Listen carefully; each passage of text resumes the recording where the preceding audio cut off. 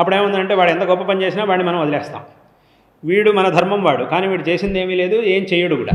కానీ వీడు నా మొత్తాన్ని వాడికి ఆ పేరు ఉంది, కానీ నా ధర్మం వాడు అనే పేరు ఉంది కదా, కాబట్టి వీడిని నేను తీసుకుంటా అనే భావన వస్తుంది. వాడు ఎంతటి దుర్మార్గుడైనా వాడిని నేను ఏదో వాడి వెనకాల ఉండడం అనేది అవుతూ ఉంటుంది. కాబట్టి ఏం చేయాలంటే ధర్మం అనేది ఉండాలి, దేశం అనేది కూడా ఉండాలి. ఈ ధర్మంతో పాటు దేశం అనేది, ఎందుకంటే ఇప్పుడు ఈ ధర్మం వాడు కానివాడు ఒకడు ఉన్నాడు, కానీ వాడు దేశానికి చాలా మంచి చేశాడు, చాలా మంచి పనులు చేస్తున్నాడు. దేశానికి మంచి చేశాడో లేదో అది వేరే విషయం. ఎవరికి చెడు చేయట్లేదు, తన పాటికి తాను ఉన్నాడు. అట్లా ఉన్నా కూడా మనకి చాలా మంచిదే కదా, అది కూడా చాలా మంచిదే కదా. కాబట్టి అప్పుడు ఏం చేయాలి, వాడిని కూడా మనం చక్కగా గౌరవించాలి. అది కాబట్టి ఏమైందనంటే అక్కడికి ఈ దేశం అనేది కూడా చాలా ముఖ్యం, ధర్మం అనేది కూడా చాలా ముఖ్యం. ఈ రెండింటినీ పెట్టుకొని మనం ముందుకు వెళ్ళాలి. ఈ రెండింటినీ మనం, ఎందుకంటే ఇప్పుడు దేశం అని మాత్రం ధర్మాన్ని వదిలిపెట్టి ఒకటి దేశం అంటే అది అయ్యేది కాదు. దానికి ఒక ధర్మం, దేశం అనేది వ్యవస్థితంగా నడవాలంటే దానికి ఒక ధర్మం అనేటటువంటిది ఉండాలి. అదే ఇప్పుడు మన యొక్క సనాతన ధర్మం. ఈ సనాతన ధర్మం అంటే ఇదేదో ఒకటి మన భారతదేశానికి మాత్రమే పరిమితం.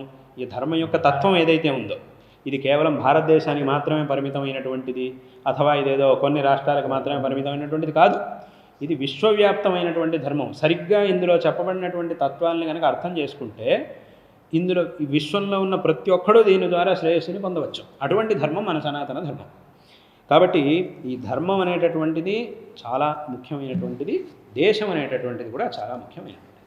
కానీ ఇప్పుడు ఏం చేస్తున్నారు, చాలామంది ఏం చేస్తున్నారంటే ఈ రెండిట్లో కొంతమంది ఏం చేస్తున్నారు, వట్టి ధర్మం అని మాత్రం పట్టుకుంటారు, వేరే వాళ్ళని అనవసరంగా ద్వేషిస్తూ ఉంటారు. అంటే వాడు మనల్ని ఇప్పుడు ఇంకోళ్ళు మనకు గౌరవం ఇస్తే మనం వాళ్ళకి గౌరవం ఇవ్వాలి, ఇంకోటి మనకు గౌరవం ఇవ్వనప్పుడు అప్పుడు అవసరం లేదు, అప్పుడు మనం వాళ్ళకి గౌరవం ఇవ్వాల్సిన పని లేదు. కానీ ఇంకోటి మంచివాడైనా కూడా కేవలం ధర్మాన్ని మాత్రం పట్టుకుంటే ఇంకోటి మంచివాడైనా కూడా వాడిని ద్వేషించడం, వీడు కాదు కాబట్టి నా ధర్మం వాడు కాదు కాబట్టి వాడిని ద్వేషించాలి అనే భావన ఏర్పడుతుంది చాలామందికి. ఇది తప్పు. అథవా ఒక ధర్మాన్ని, దేశంని మాత్రమే పెట్టుకొని ధర్మాన్ని వదిలేస్తే ఒక చోట ధర్మ విరుద్ధమైనటువంటిది జరుగుతున్నా కూడా మాకు దేశం ఒకటి ఉంటే చాలు, ధర్మ విరుద్ధం అయితే ఏమిటా అనేటటువంటి భావన ఏర్పడుతుంది. కాబట్టి రెండూ ఉండాలి, అంటే ధర్మము కావాలి, దేశము కావాలి. ఇది ప్రతి ఒక్క మనిషికి ఉండవలసినటువంటి భావన. ఈ భావనతో ప్రతి ఒక్కరూ కూడా పనిచేయాలి. అప్పుడు ఏమవుతుందనంటే దేశం అంతా చక్కగా ఉంటుంది, సుభిక్షంగా ఉంటుంది. ఇటు ధర్మరక్షణ అవుతోంది, దేశ రక్షణ రెండూ అవుతున్నాయి. కాబట్టి